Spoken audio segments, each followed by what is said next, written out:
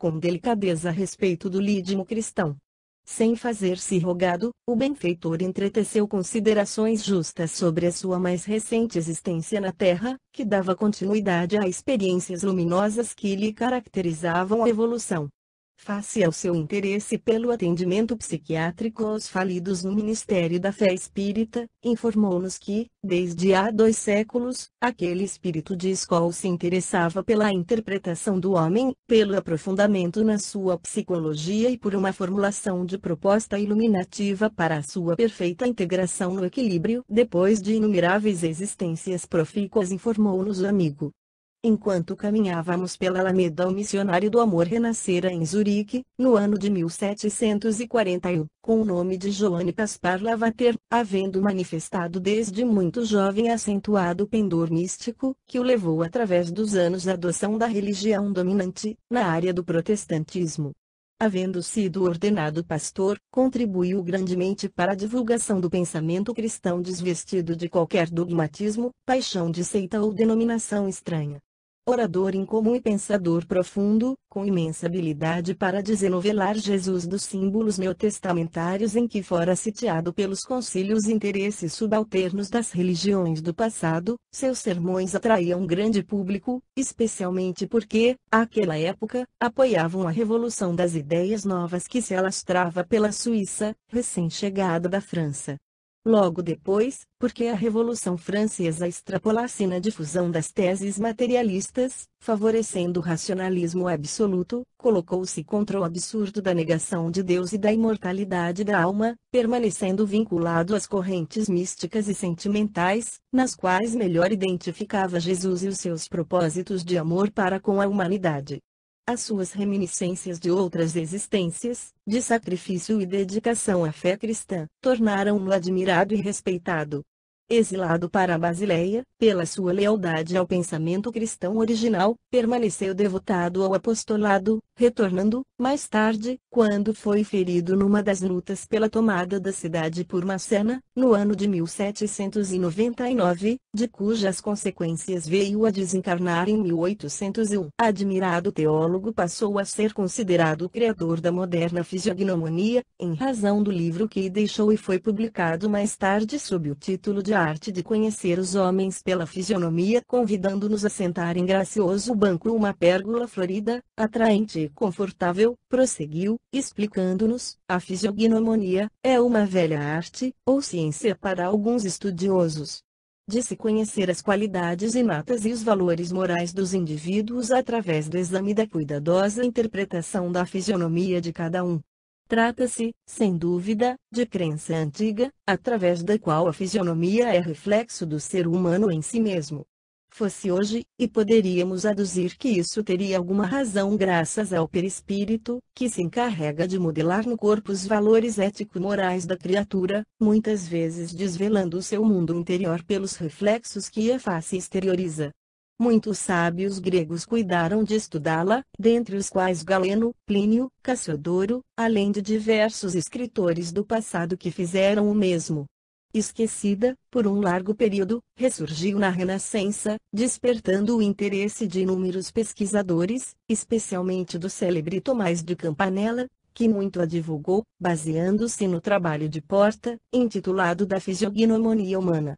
Novamente esquecida, foi restaurada por Lavater, e passou a merecer alguma consideração a partir daí, no século XIX, ligando-se à nascente frenologia, sendo, sem qualquer dúvida, ambas doutrinas precursoras da atual biotipologia. Cremos, pessoalmente, ser provável que César Lombroso utilizou-se de alguns dos seus postulados, a fim de estabelecer as bases da sua tese na antropologia criminal, através de estudos antropométricos cuidadosos, procurando demonstrar que os criminosos pertencem a um tipo biológico especial da humanidade, biótipo representativo de um grupo próprio descendente do gênero humano. Esse ser apresentaria uma degenerescência que o rebaixaria ao nível inferior, ao estágio de selvageria, pouco superior ao dos lunáticos. Igualmente supunha, o grande investigador italiano, que as características mentais decorreriam da hereditariedade, sendo, portanto, de origem fisiológica, expressando a representação de um ser degenerado e primário muito diferente do indivíduo humano normal, expressando nos traços físicos, mentais e nervosos.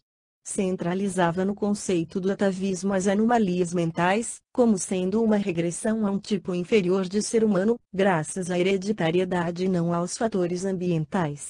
Embora rechaçado no seu tempo, contribuiu de alguma forma para a introdução de novos métodos para o tratamento dos criminosos e de muitos alienados mentais. Apesar de haver travado conhecimento com os fenômenos mediúnicos, que após estudados levaram-no ao espiritualismo e mesmo ao espiritismo, faltou-lhe um conhecimento profundo da reencarnação como das leis de causa e efeito, para entender que todo o espírito é o autor do seu destino, esculpindo em cada experiência carnal as conquistas e prejuízos que decorrem da sua conduta. Desse modo, o atavismo que o leva a uma aparente queda na escala inferior da evolução, trata-se apenas do distúrbio que o espírito se impõe para aprender a valorizar a vida, mediante expiações engrandecedoras e provações regenerativas. No caso dos criminosos natos, que tanto preocupavam, identificamos, sim, em cada um deles, o espírito primário, em processo de ajustamento às leis da ordem e da disciplina, desarmonizado no grupo social. Identificados, devem merecer tratamento especializado, a fim de evitar que derrapem nos crimes hediondos ou sejam vítimas da própria impulsividade, sendo trucidados por outros mais perturbados. A reencarnação é, portanto, a chave para equacionar o enigma que o notável antropólogo criminalista não conseguiu, detendo-se apenas nos efeitos, na constituição do crânio e noutras características mentais e nervosas. Parecendo ordenar o raciocínio, em espontânea reflexão, logo depois, deu curso à narração, sempre interessado no progresso do ser humano e na sua transformação moral, a fim de conquistar a felicidade. Eurípides tem trabalhado, desde recuados tempos, para conseguir esse desiderato. Enquanto viveu na organização física e amou, ajudando a edificar vidas, na sua querida Sacramento, na recente reencarnação, onde deixou pegadas luminosas, que prosseguem apontando os rumos do Mestre, não mediu sacrifícios para se transformar no lídimo discípulo fiel de Jesus em todas as circunstâncias. Regressando à pátria espiritual e constatando a falência de muitas existências que se deveriam ter entregado ao ministério do bem, mas retornavam na condição de espíritos desvairados e detados, tristes, fracassados e arrebanhados para regiões de muita sombra e dor, nas quais se homiziam os adversários da luz. Empenhou-se em erguer este santuário para a saúde mental, que é também albergue para repouso e refazimento dos descuidados filhos do Calvário, que se esqueceram do Mestre, deixando-o abandonado. Nas palavras finais, o médico denotava a emoção na voz e compaixão pelos combalidos que foram arrebatados pela loucura, que se entregaram espontaneamente, porque nunca faltam advertências e consolações, socorros e apoio, mesmo quando, obstinadamente, os aprendizes preferem afastar-se dos mestres e das suas lições de amor. Os doces perfumes pairavam na leve brisa, e harmonias, para mim desconhecidas, tocavam-me as mais delicadas fibras do espírito. O processo de evolução continuou espontaneamente a enunciar. É lento, porque aqueles que nele estamos envolvidos, optamos pelo imediato, que são as ilusões que afastam aparentemente as responsabilidades e as lutas, intoxicando-nos os centros do discernimento e entorpecendo-nos a razão. Luz, porém, em toda parte, o amor de nosso Pai convidando à renovação e ao trabalho, à conquista de si mesmo como a passo inicial para a aquisição da alegria, da paz e da felicidade de viver. Dia virá, e já se anuncia, em que o Evangelho de Jesus tocará os corações com mais profundidade, e o ser humano se levantará dos vales por onde deambula, galgando a montanha da libertação, a fim de contemplar e fruir os horizontes infinitos e planificadores. Até que chegue esse momento, que todos nós, aqueles que amamos e já despertamos para as responsabilidades que nos dizem respeito, nos demos as mãos e, unidos, sirvamos sem reclamação, ampliando o campo das realizações enobrecedoras. depois de um sorriso muito especial, tocou-me o ombro, e com gesto de simpatia e muita cordialidade, concluiu o passeio, convidando-me, retornemos ao pavilhão, porquanto, logo mais, quando o manto da noite descer sobre a terra e nossa região, teremos muito trabalho pela frente e algumas realizações especiais. Sem qualquer delonga levantamo-nos e, silenciosos, beneficiando-nos das concessões da natureza, respirando em ritmo tranquilo e profundo, seguimos na direção da entrada do formoso nosocômio. 10 experiências gratificadoras. Hospedado em agradável apartamento situado no pavilhão por onde caminhamos pela manhã, atendendo à gentileza do seu diretor que nulo ofereceu para o período reservado ao nosso estágio, quando retornamos e despedimos-nos, fomos conduzidos por Elmério ao novo domicílio. Ficando a sós, após agradecer ao dedicado companheiro, não me pude furtar a reflexões oportunas. Para onde dirigisse o pensamento encontrava presente a misericórdia de Deus através dos seus embaixadores. O amor desse espírito superior, o venerável Eurípedes, conseguira edificar um ninho de paz para alguns dos náufragos da jornada terrestre, especialmente aqueles que não deveriam fracassar ante o fragor das marés bravias que se sucedem na sociedade terrestre, e, não obstante, sucumbiram. Honrados pelo conhecimento da revelação espírita, como se houveram enganado, a ponto de retornarem em situação calamitosa. Os esclarecimentos e as advertências oferecidos pelo Espiritismo constituem um barco de segurança para a travessia orgânica no processo evolutivo. No entanto, fazia-se expressivo o número daqueles que, mesmo informados da realidade da vida, optaram pelas enganosas paixões de breve duração, entorpecendo a consciência nos vapores do egoísmo e dos desejos infrenes que os conduziram ao malogro. Não são poucas as pessoas que, ignorando a doutrina espírita e respeitando-a, acreditam que o fato de alguém esposar as lições que defluem das páginas luminosas da codificação e das obras que lhe são subsidiárias, de imediato torna um ser renovado e imbatível.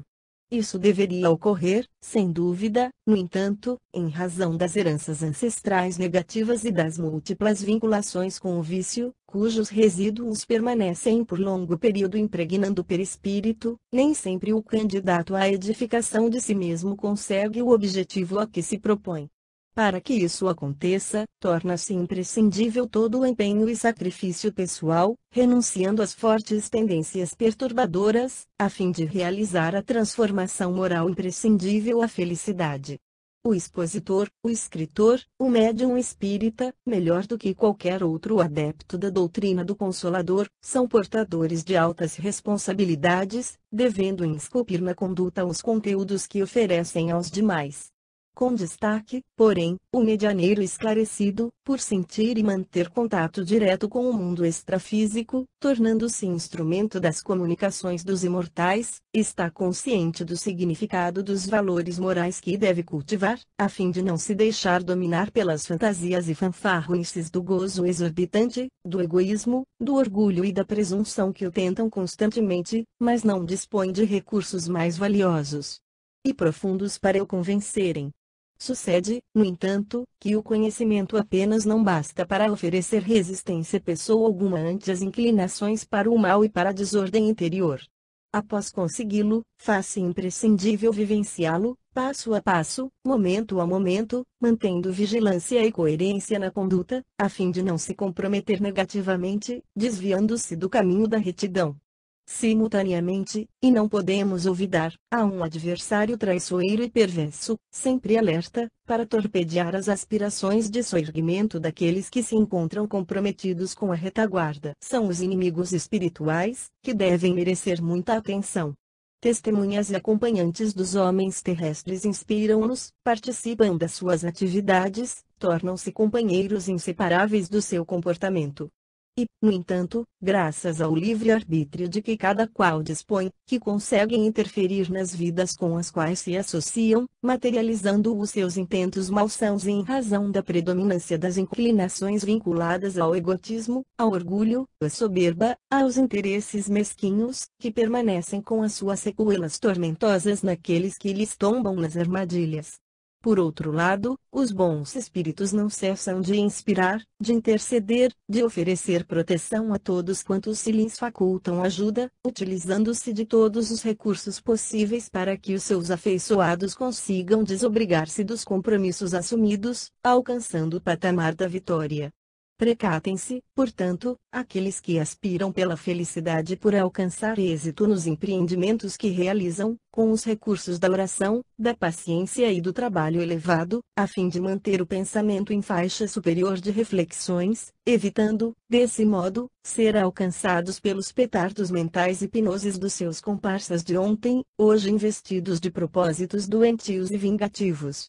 Encontrava-me, desse modo, extasiado com os providenciais recursos de atendimento aos que tombaram nos fundos abismos da insensatez durante a jornada humana.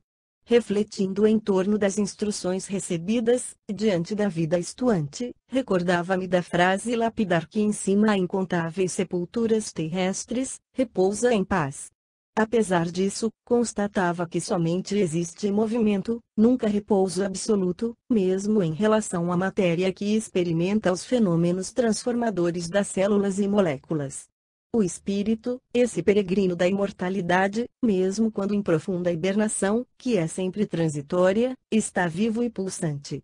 Ao mesmo tempo, como é lamentável a informação inverídica de algumas religiões em torno do sono perene até o momento em que soarão as trombetas anunciando o dia do juízo final.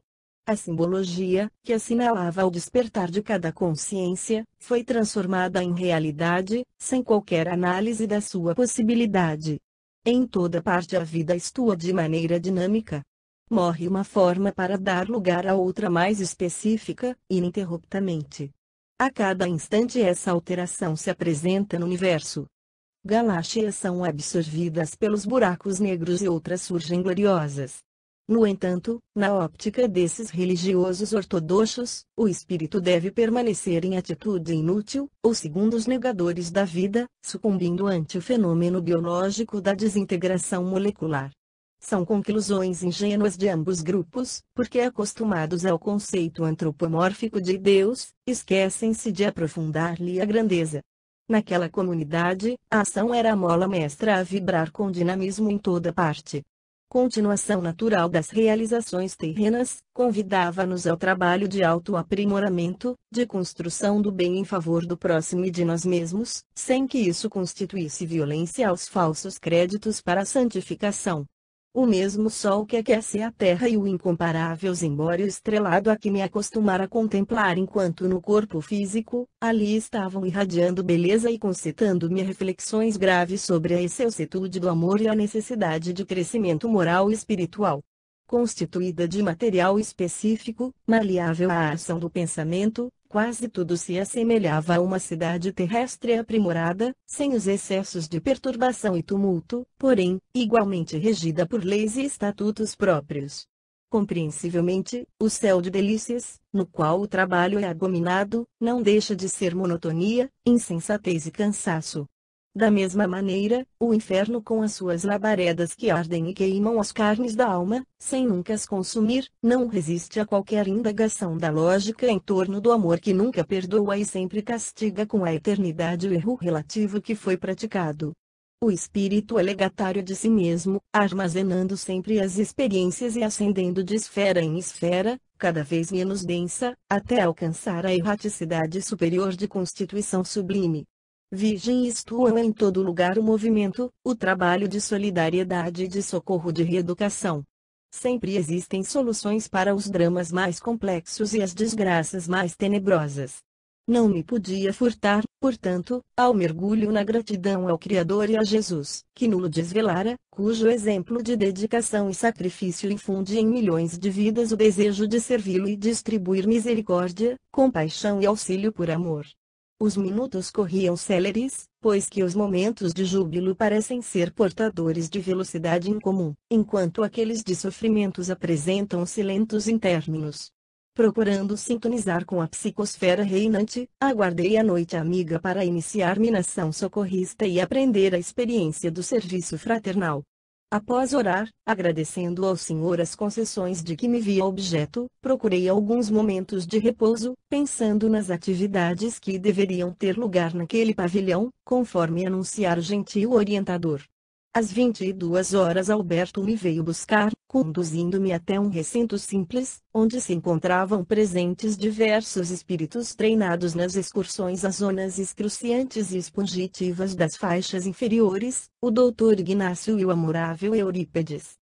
Reunidos em clima de amizade e expectativa, o benfeitor exorou a superior proteção para a tarefa programada através de sentida oração, gerando um clima psíquico de inefável harmonia, após o que, sintetizou, desceremos em grupo à especial região terrestre de muito sofrimento espiritual, onde se homiziam atormentados e atormentadores em desesperação recíproca, todos eles, porém, irmãos nossos que se deixaram colher na rede das dissipações, que se permitiram, sucumbindo ante o fascínio das obsessões e da desenfreada conduta nas paixões tenebrosas.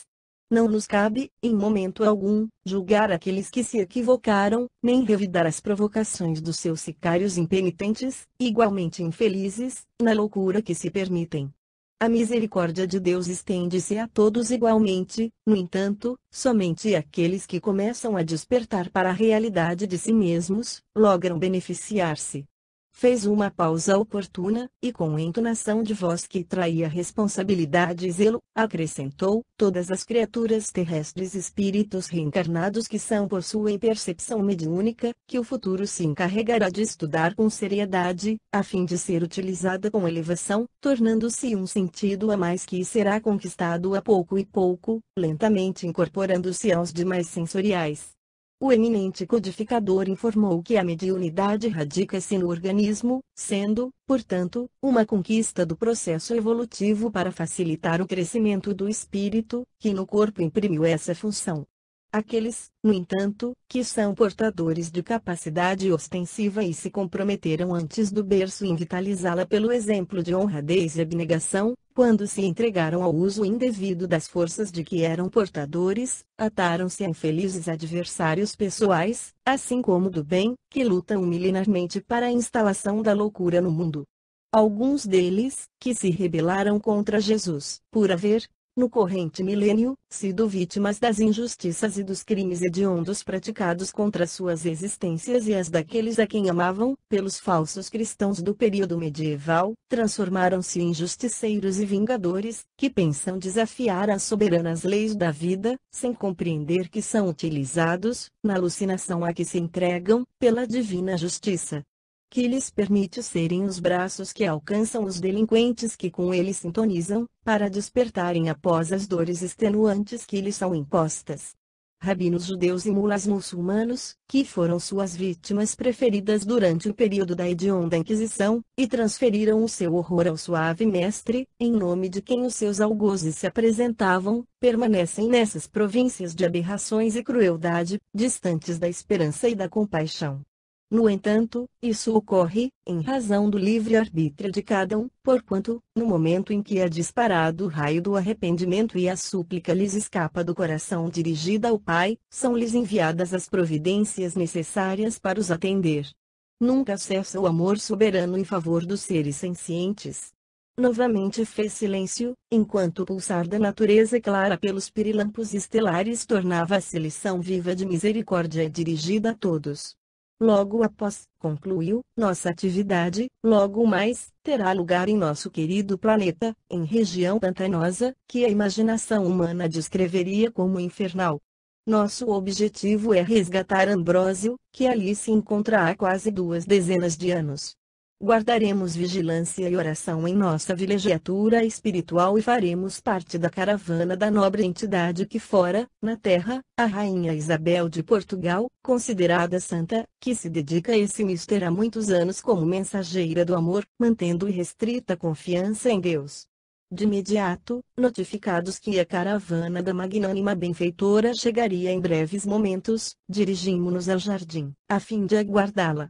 A minha mente atropelava-se com interrogações que a ocasião não permitia esclarecer. Procurei relaxar ante um gesto fraterno de Alberto, que parecia entender minha perplexidade e a inquietação, passando a manter uma conversação descontraída e promissora com o gentil amigo. Vimos acercar-se então o grupo de trabalhadores especializados em libertação magnética de espíritos aprisionados em regiões dolorosas sob o comando da nobre senhora. Vestida com traje largo e simples, que exteriorizava suave claridade procedente do espírito, sem qualquer sinal exterior de grandeza, a Santa da Caridade trazia na mão direita um bordão de substância transparente levemente azulada, enquanto a sua aura irradiava incomparável majestade. Aproximadamente 50 colaboradores apresentavam-se equipados com redes muito delicadas e macas alvinitentes, alguns archotes apagados e mais ou menos 10 enfermeiros encontravam-se a postos. A um sinal do Dr. Ignácio, Alberto e eu nos acercamos da comandante, sendo apresentados carinhosamente, na condição de aprendizes daqueles serviços específicos de socorro aos infelizes espirituais. Expressando um sorriso de indefinível beleza e humildade, a senhora nos distendeu uma nívea mão com dedos delicados, que osculei com emoção e reconhecimento pela oportunidade que me facultava junto aos seus cooperadores. Não disse qualquer palavra nem era necessário enunciá-la. O amor irradia sentimentos que o verbo não pode traduzir. Antes de descermos ao abismo terrestre, e porque todos nos encontrássemos em silenciosa expectativa, a entidade santificada exorou a proteção do médico divino para o ministério de amor, e silenciando avançou, por todos nós seguida na direção do querido planeta. Seria difícil para mim explicar o admirável fenômeno de volitação que nos reunia sob a mesma vibração no harmonioso deslocamento. Podíamos ver-nos aproximando-nos da terra que se agigantava diante de nós até pararmos em um lugar lúgubre, de aspecto truanesco. Não haviam passado 20 minutos, segundo os meus cálculos, e sentíamos as emanações deletérias da região enfermiça e sombria, onde nenhum sinal de vida se manifestava. Ao lado de pântanos pútridos, cavernas se abriam profundas em montanhas escuras que limitavam a área do polo dantesco. Reunindo-nos à borda do lamaçal, demo-nos conta da escuridão reinante, como se nuvens carregadas cobrissem a área, vez que outra sacudida por trovões espocantes e relâmpagos velozes. Concomitantemente, o exalar de matéria em decomposição e os fogos fatos que eram percebidos falavam sem palavras sobre a zona norbífica em que nos adentrávamos. À medida que nos adaptávamos ao ambiente hostil, percebemos as emanações carregadas que subiam do lodo, tornando sempre mais densas as nuvens que pairavam ameaçadoras, como se estivessem carregadas de tormentas incomuns prestes a desabar, frenéticas e destruidoras. A senhora postou-se à frente, enquanto os cooperadores de imediato a seguiram formando uma fila indiana silenciosa e austera. O nosso pequeno grupo ficou entre os que carregavam as tochas e os padioleiros vigilantes. Erguendo o bordão que derramava suave claridade, iniciou-se a marcha sobre o tremedal. Os archotes foram acesos e produziam uma luz branca que não se expandia, suficiente porém, para iluminar o charco que borbulhava ameaçador. Acompanhando o Dr. Ignácio e Alberto, que sempre seguiam as pegadas que eram deixadas pelos visitantes, eu mantinha a mente em Jesus e os sentimentos adornados de compaixão. Nesse estado de alma pude perceber que, de momento a momento, na sombra das lamas agitadas erguiam-se cabeças que clamavam por misericórdia e apoio, para logo afundarem no lodo asfixiante. O vozerio, as exclamações, os pedidos de socorro e as queixas misturavam-se a blasfêmias e recriminações que aumentavam à medida que nos adentrávamos pela furna aberta na rocha por antigas correntes d'água, que a tornava perigosa, escorregadia. Sem nenhuma palavra, conseguia captar o pensamento do Dr. Ferreira, infundindo-me ânimo e silenciando-me as inquietações que começavam a assaltar-me. A densa treva era cada vez mais escura, impedindo quase a irradiação dos archotes acesos. Entre um e outro relâmpago, podemos perceber que acima do lamaçal pairavam entidades perversas, que pareciam flutuar no ambiente, de aspecto indescritível, que as oleogravuras religiosas não conseguem imitar pelo seu aspecto degenerado e apavorante, que aplicavam relhos naqueles que se erguiam do charco imundo suplicando amparo. São os perturbadores da ordem que nos visitam, objetivando roubar nossos escravos. pancada neles. E gargalhadas estentóricas produziam estranhos ecos na furna imensa. Ataquemo-los, gritou alguém de aspecto feroz, exibindo sua carantonha deformada, enquanto, ameaçadoramente eliminava fumaça arroxeada pelas narinas, erguendo bidentes e chibatas que estalavam no ar pesado. E como logo voltava à escuridão, passado o instante do relâmpago, somente ouvíamos os protestos e desafios, que não recebiam qualquer resposta. A caravana avançava decidida, entre acusações e doestos, acrimônias e agressões verbais, até que vimos erguer-se o bastão da senhora e os archotes aumentaram a luminosidade.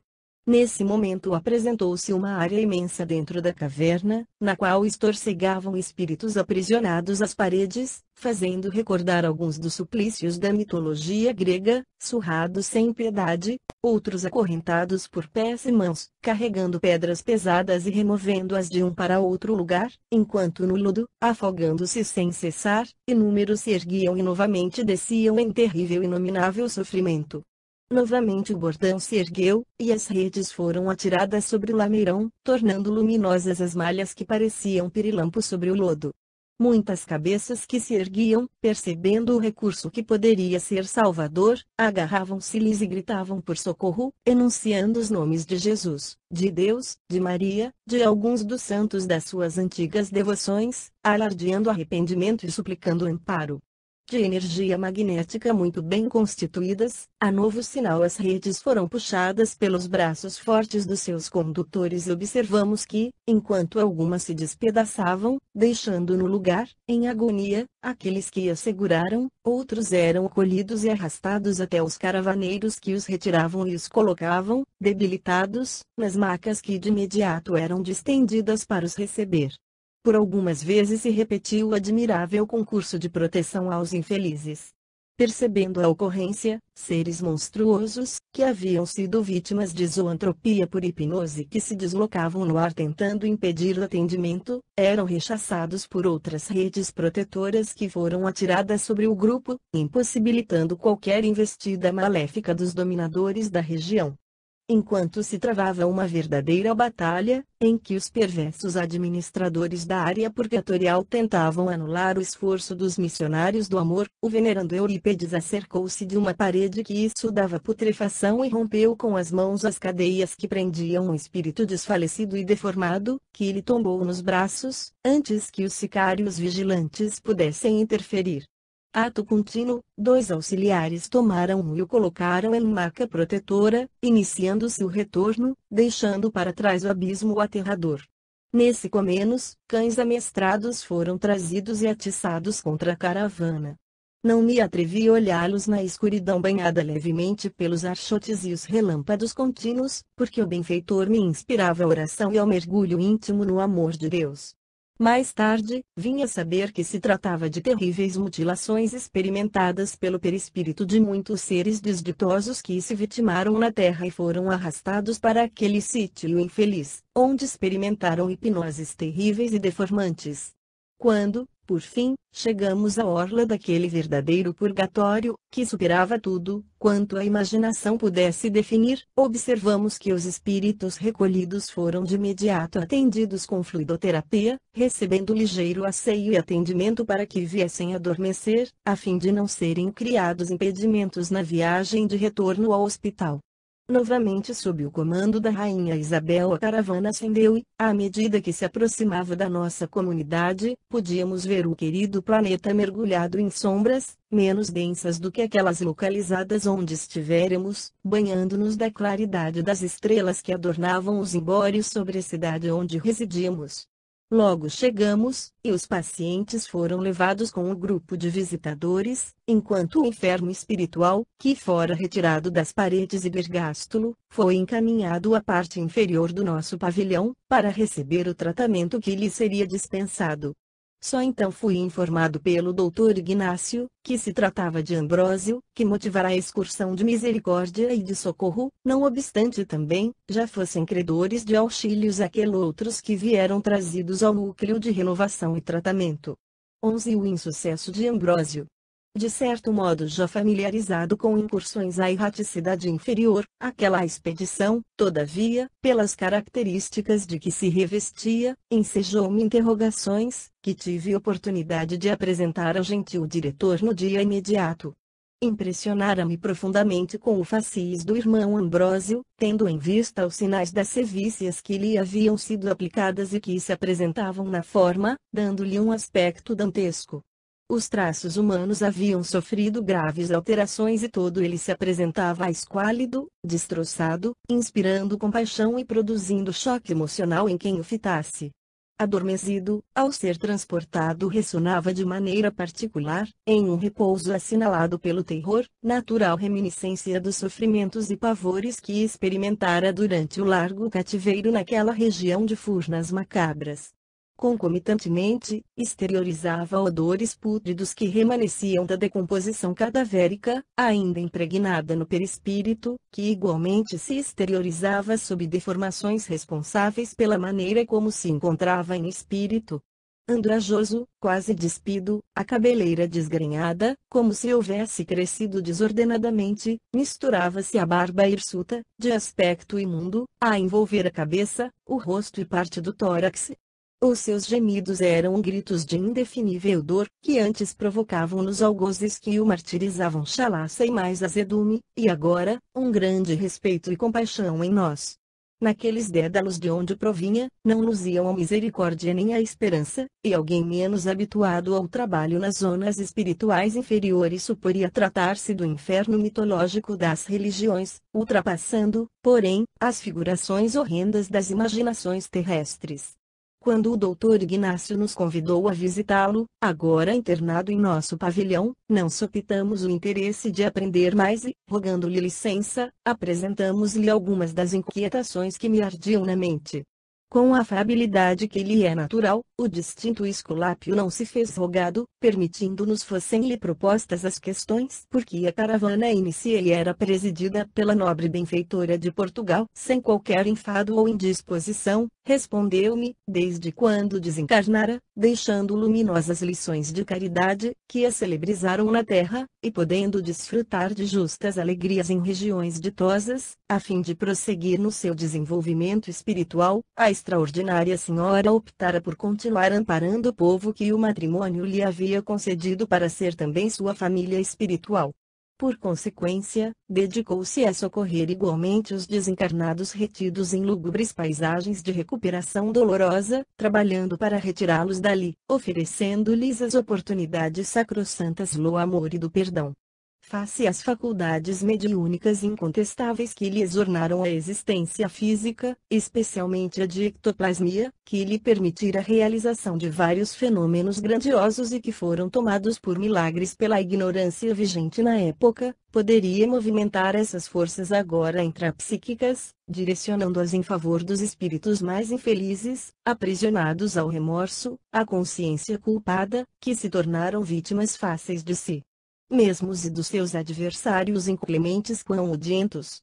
Fez uma breve pausa, e logo adiu, com um vasto patrimônio de realizações espirituais, fez-se muito amada, e quando se propôs a esse especial ministério de socorro, muitos valorosos espíritos se apresentaram para assessorá-la, contribuindo para a diminuição dos angustiosos sofrimentos daqueles que estagiam nas esferas desditosas e de difícil acesso.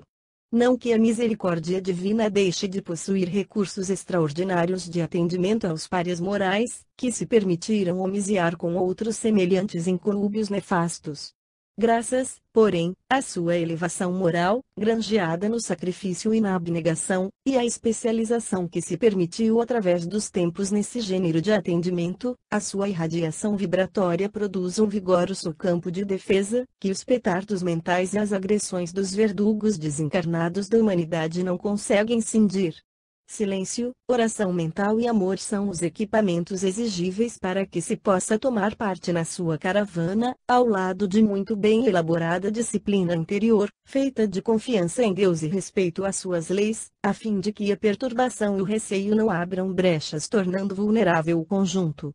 Para evitar reações desnecessárias dos habitantes e controladores desses lôbregos sítios, ela diminui a potência da energia que pode exteriorizar, irradiando apenas a claridade suficiente para iluminar a área visitada, mantendo os objetivos traçados, sem deixar-se atrair por simulações e armadilhas dos hábeis artesãos do mal e da crueldade. Com certeza existem numerosas caravanas equivalentes, no entanto, compromissos espirituais existentes entre ela e o nobre Eurípedes atraem-na periodicamente à nossa comunidade hospitalar, a fim de oferecer a sua valiosa e sábia ajuda e porque a fila indiana, para conduzir-se no pó tormentoso, inquiri, interessado, por precaução redarguiu calmamente o campo de energia por ela aberto, ao marchar à frente do grupo, cria defesas em favor daqueles que seguem na retaguarda.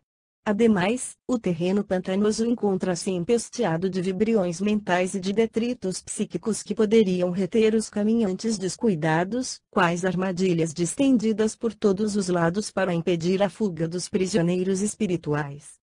Da mesma forma que na terra astúcia perversa se utiliza de engrenagens sórdidas para reter e malsinar suas vítimas, considerando-se ser o nosso mundo causal, convém não esqueçamos que aqui a mente dispõe para o bem como para o mal, de muitos arsenais de força, de que se utiliza conforme o estágio de evolução em que se encontra.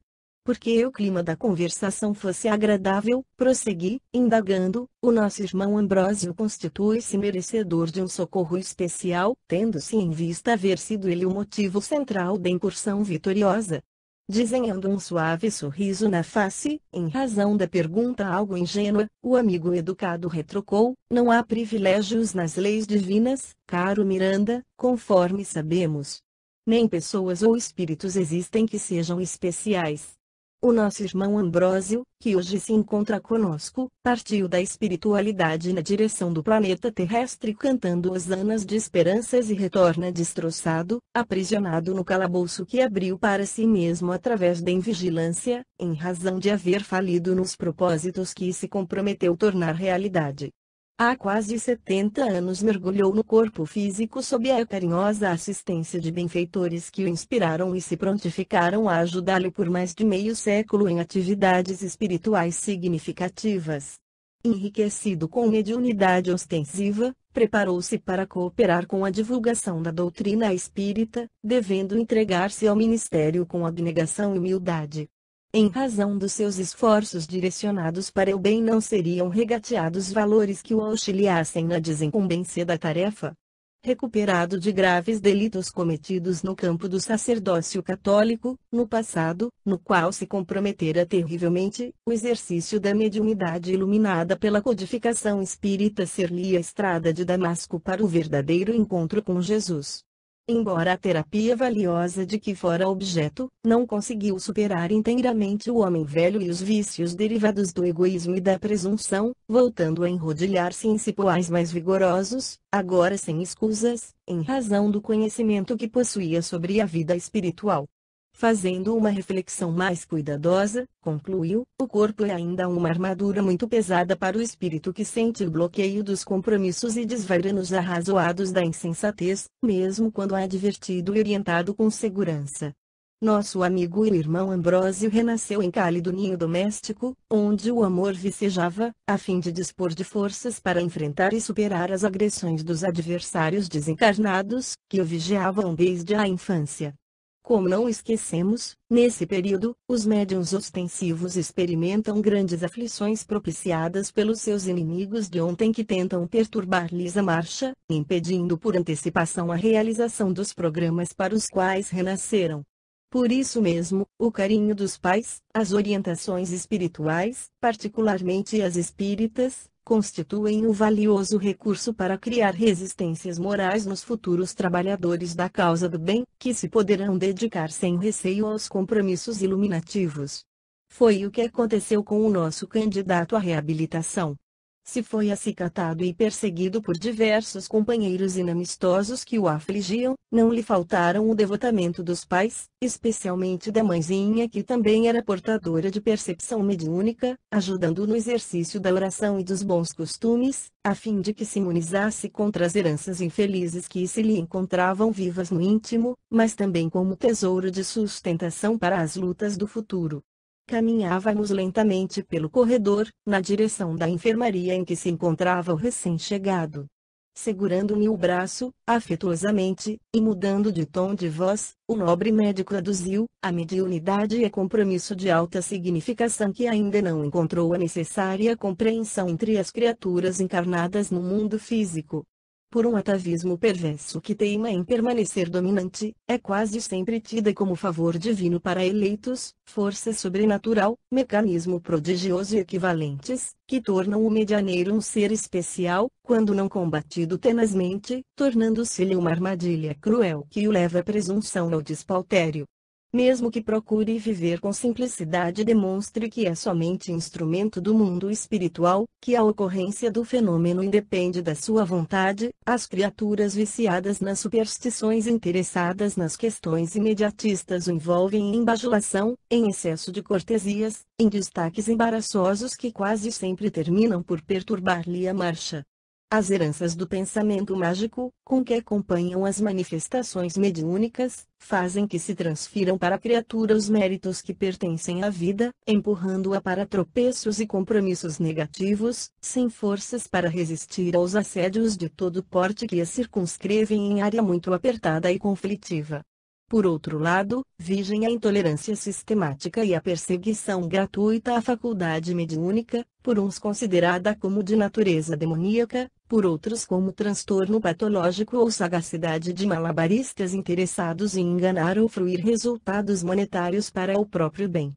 Embora injustas, apoiam-se em algumas ocorrências infelizes que assinalam personalidades frágeis ou enfermiças, cuja conduta sempre oferece margem para essas inditosas afirmações, totalmente destituídas de significado ou de lógica. O nosso Ambrose conseguiu atravessar a infância relativamente bem, suportando o cerco da hostilidade dos inimigos da verdade, amparado pelos genitores vigilantes. Durante a adolescência, quando os fenômenos se fizeram mais ostensivos, foi levado a uma célula do espiritismo cristão, recebendo apoio e orientação segura para a desincumbência dos compromissos que ficaram firmados na retaguarda. A adolescência, com seus tumultos orgânicos, produziu-lhe alguns distúrbios que foram superados com boa orientação, e quando chegou à idade da razão, dedicando-se ao trabalho mediúnico, atraiu a atenção das pessoas desacostumadas com as autênticas manifestações espíritas, que começaram a cercá-lo de privilégios, exaltando-lhe a personalidade e impregnando com as infelizes influências. Qual se tratasse de um semideus com missão especial na Terra. Terminados os estudos e passando a exercer a função que elegera como recurso para uma vida honrada, graças à exteriorização do ectoplasma produzia manifestações seguras, que fascinavam os companheiros honestos e deslumbravam os incautos. As mensagens que retratavam os seus autores com riqueza de detalhes tornaram-se motivo de interesse e de atração para os corações saudosos, que se reconfortavam, e o campo de serviço ampliou-se-lhe, fascinante e rico de oportunidades. Logo se criou uma pequena corte de assessores ociosos e de pessoas desinteressadas do espiritismo, mas desejosas de projeção e de oportunismo, atraindo-o, lentamente, para o abismo no qual se precipitou. Demonstrando compaixão e entendimento na face e na voz, o dedicado amigo prosseguiu, embora inspirado e bem direcionado pelos seus mentores espirituais, começou a negligenciar as advertências, supondo-se infalível e possuidor de recursos que não lhe pertenciam, tornando-se verdadeiro infante adulado, e exibindo os distúrbios do passado que começaram a ressumar do inconsciente profundo. Logo se fez exótico, tomando atitudes estranhas e sintonizando com entidades vulgares que lhe exploravam a vaidade exacerbada, empurrando-o para o anedotário chulo nas palestras doutrinárias que se permitia proferir, perdendo o equilíbrio total e a compostura a pouco e pouco. Os conflitos sexuais, que estavam sob controle, também começaram a somar nesse comenos, e tornou-se propagandista do exercício livre das paixões da libido, em tons de modernidade, como se liberdade e licenças morais fossem a mesma coisa. Inspirado e assolado por entidades vulgares dos comportamentos do sexo ultrajado, vampirizadoras das energias humanas, foi empurrado para atitudes públicas e particulares reprocháveis, gerando vexame nas pessoas sinceramente vinculadas à doutrina espírita e embaraçando aquelas outras menos informadas face às propostas expendidas, todas estranhas aos cânones espiritistas. Não demorou muito e começou a sentir a mudança radical que passou a operar-se em torno da faculdade mediúnica. Os espíritos nobres, rechaçados pela sua vacuidade e presunção, foram afastados por ele mesmo, e outros, de elevação suspeita, pseudo-sábios e perversos, começaram a influenciá-lo, especialmente uma legião de artistas plásticos do fim do século passado e começo deste, que mantinham as paixões que os consumiram, nele encontrando campo psíquico para o prosseguimento das alucinações a que se entregaram. Os efeitos físicos foram cessando, e sob a tutela das insinuações perturbadoras, começou a preencher por conta própria os espaços mediúnicos com astúcia e manobras espúrias, sem entender a lição silenciosa que lhe era ministrada pelos guias espirituais, chamando-lhe a atenção, aos retos deveres, à honestidade, ao afastamento das companhias malsãs de ambos os planos da vida. A perda e a suspensão da mediunidade são efeitos naturais das leis soberanas, que fazem parte do ministério a que se entregam todos aqueles que pretendem servir ao bem, em razão da não propriedade desses recursos, mas apenas da possibilidade de sua utilização para fins edificantes e libertadores. São uma verdadeira providência superior para advertir os incautos e trazê-los de volta ao caminho do dever, o que nem sempre, porém, sucede. Fascinado pela chamada vida social, recalque natural de dificuldades vividas na infância, passou a desfilar como ser excepcional, que provocava a exclamação e inveja nos círculos frívolos dos meios em que comparecia festivamente. Distanciando-se dos enfermos e sofredores, fez-se rude no trato com as demais pessoas, subestimando-as, soberbo nas expressões comportamentais, verdadeiro astro da mediunidade de ocasião, e em tudo, quanto realizava em nome da caridade, disfarçava embutidos os sentimentos de autopromoção e exibicionismo, longe, portanto, do amor ao bem e do culto irrestrito do dever. Desnecessário dizer que passou da obsessão simples para a fascinação, quando não lhe faltaram corresponsáveis, e, por fim, tombou, aturdido, na subjugação, que o fez mais agressivo, quando não totalmente vulgar. Estávamos chegando à pequena e especial enfermaria na qual se alojava o enfermo, quando o dedicado diretor concluiu, nesse estado de alienação espiritual e moral, tornou-se a estrela das festas da futilidade, aplaudido pelos incautos, seus semelhantes, e mentalmente foi acometido pelos acicates dos inimigos desencarnados que o exploravam e o induziam à perda do contato com os benfeitores da vida maior. Numa noite de horror, após a exibição em uma das promoções que realizava com frequência para lisonjear o próprio ego, foi acometido de uma isquemia cerebral inesperada, e não obstante atendido com urgência, padeceu um bom par de meses em tratamento hospitalar, sucumbindo sob o assédio dos inimigos que o arrastaram para a repugnante região de onde foi agora retirado. A mediunidade é ponte de serviço, pela qual chegaram à Terra as informações do mundo espiritual, ensejando Allan Kardec a construção da incomparável obra que legou à humanidade como patrimônio indestrutível para os tempos do futuro. No entanto, não é imprescindível para a preservação da doutrina, que a dispensa, sendo o seu exercício, sem a prudência e orientação do Espiritismo, sempre um risco de imprevisíveis consequências para o seu usuário, assim como para todos aqueles que compartilham das experiências sem controle. Silenciando, convidou-nos a entrar. Deparei-me com uma cena inesperada. O enfermo encontrava-se sob forte indução hipnótica ainda em sono provocado. O aspecto horrendo permanecia como na véspera. Assistido por enfermeiros dedicados, gritava com regular frequência, como se continuasse sob açoites e lapidações que experimentara. Os odores fétidos, embora diminuídos, em razão do ambiente asepsiado, continuavam, causando algum mal-estar. Nosso amigo encontra-se em sono profundo que lhe foi aplicado, esclareceu Dr. Ignácio, porque, ao despertar, face ao longo período em que esteve prisioneiro, poderia sair correndo em desespero, pensando fugir da rocha que se encontrava atado. O nosso labor inicial é fluidoterapêutico, a fim de desvesti-lo das couraças vibratórias em que se encontra envolvido, até podermos chegar mais tarde ao seu psiquismo anestesiado pelas energias dos algozes que o entorpeceram desde os dias quando transitava no corpo físico. Oremos com unção, a fim de que nossa mente possa envolvê-lo em vibrações de harmonia, dissipando as camadas de energia deletéria que o subjugam, mantendo as imagens cruéis que o dilaceram mentalmente. Sem mais detalhes, o amigo silenciou e mergulhou em profunda oração, sendo acompanhado por mim e pelos demais auxiliares presentes. Lentamente uma suave claridade em tons alaranjados desceu sobre o enfermo e um suave perfume invadiu o ambiente, contrastando com as emanações enfermiças que foram ultrapassadas. Após alguns minutos de oração silenciosa, que se transformaram em bálsamo para o internado, fomos convidados a sair, deixando-o entregue à enfermagem competente. No lado externo, Dr. Ignácio informou-nos que, à noite, seria realizada uma reunião especial de tratamento, contando com a presença da Sra. Maria Modesto Cravo e do venerando Eurípedes Barçanufo, para a qual me convidava. Acompanhamo-lo até a porta do gabinete, onde nos despedimos, ali encontrando Alberto, que se dispôs a continuar conosco. 12 Terapia especial. À hora aprazada, encontrávamo-nos na enfermaria onde se recuperava o irmão Ambrósio. Dr. Ignácio requisitara a presença de duas damas que não conhecíamos, a fim de contribuírem com as suas faculdades mediúnicas na atividade programada. Estávamos em silêncio e recolhimento, quando deram entrada no agradável recinto o venerando Eurípedes Barçanufo e Dona Maria Modesto, que eu iria conhecer com mais identificação a partir daquele momento.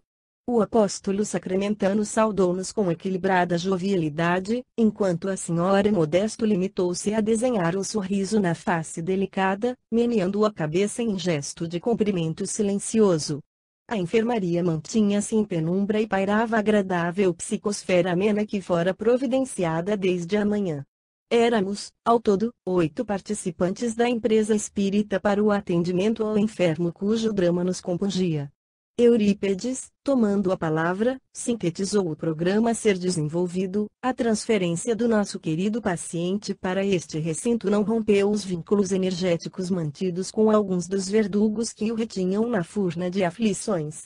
Foi deslocado espiritualmente, sim, mas as fichações psíquicas encontram-se limantadas através do perispírito denso de energias morbosas. Iremos tentar deslocar algumas das mentes que prosseguem vergastando, atraindo os seus emissores de pensamentos destrutivos a conveniente e breve diálogo, para, em ocasião própria, torná-lo mais prolongado, mediante cuja terapia procuraremos liberá-lo das camadas concêntricas de amargura e de culpa, de necessidade de punição e de fuga de si mesmo, até o momento de o despertarmos do sono reparador que lhe foi imposto por força das circunstâncias. De imediato fomos convidados a sentar-nos, os médiuns em torno da mesa próxima ao leito do paciente, e os demais ao lado, em um convívio doçuroso e fraterno. O nobre Eurípedes levantou-se, e proferiu comovida oração: Jesus, incomparável benfeitor! Tu que elegeste o amor como solução para todos os graves problemas humanos, inunda-nos desse sublime tesouro, para bem atendermos aos deveres que nos dizem respeito neste momento.